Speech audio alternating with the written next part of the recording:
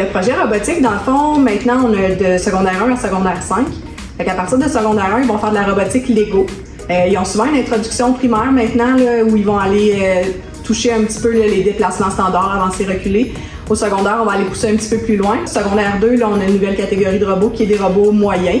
Ça nous aide à faire une belle progression pour finir avec des robots de cette grosseur-là rendus en secondaire 4 et 5. Ça a parti dans un projet de douance. Ces élèves-là qui se sont rencontrés la première année, puis il y avait possibilité de faire plein de choses. Ils auraient pu créer un musée, ils ont décidé qu'ils embarquaient dans un projet robotique. Ça a été la surprise de tout le monde. Maintenant, c'est plus douance, c'est une concentration standard.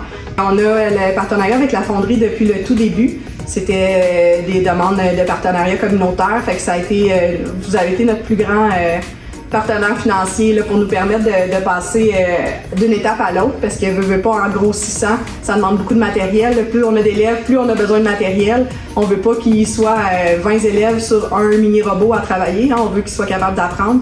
Donc c'était une grosse aide là, au niveau matériel. Puis sur tous les élèves qui ont gradué l'année passée, les 2 dernières années, je suis à 90% d'élèves qui s'en vont dans un domaine soit informatique, robotique, ingénierie, tout ce qui est sciences, là, pour vrai, là, visiblement, ça a un impact sur le choix de carrière.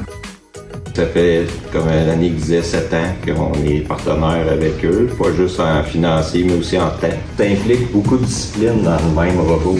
Pas juste d'arriver avec l'ingénierie d'un robot, c'est un prétexte pour avoir tout le monde ensemble pour faire un projet, comme ça se passe en industrie, c'est la même chose. Fait que toutes les disciplines vont être reconnues pareil comme dans une industrie. Ça, tu vas avoir l'ingénierie qui vont développer le robot, tu vas avoir ceux-là qui vont construire le robot, puis ensuite tu vas avoir ceux-là qui vont l'opérer. Fait que là, ça prend une synergie entre celui qui va opérer le robot puis celui qui l'a programmé pour s'assurer que les commandes sont pas trop compliquées, qui est capable de performer pendant la compétition. C'est pas juste de développer un robot, c'est qu'il faut que tout le monde travaille ensemble. Au début, vous pouvez passer 5 à 10 heures par semaine ici. Les après-midi, les soirées, les fins de semaine, plus la compétition approche, plus que ça devient intense. Puis là, parce que les premières années, tu avais un temps maximum pour faire ton robot, après il fallait l'emballer puis le shipper. Okay. Puis après ça, tu te rendais là-bas à compétition. Fait que, ouais, des countdowns jusqu'à minuit à emballer le robot. Vite, faut prendre la photo avec le tag puis envoyer ça. Ouais, c'est assez intense. Fait que ça, c'est plusieurs dizaines d'heures. C'est presque en centaines d'heures. Des fois, c'est une idée de mécanisme, puis essayer de le développer pour leur montrer pour qu'ils le voient. Parce que c'est quelque chose qu'ils n'ont jamais vu.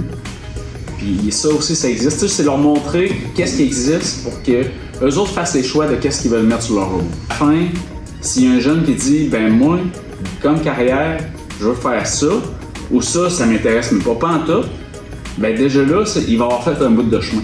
Parce que choisir sa carrière à 16 ans, c'est pas tout le temps évident. Fait que d'être capable de pouvoir aider ces jeunes-là à prendre une décision sur leur choix de carrière, oui, ça a quand même un certain impact.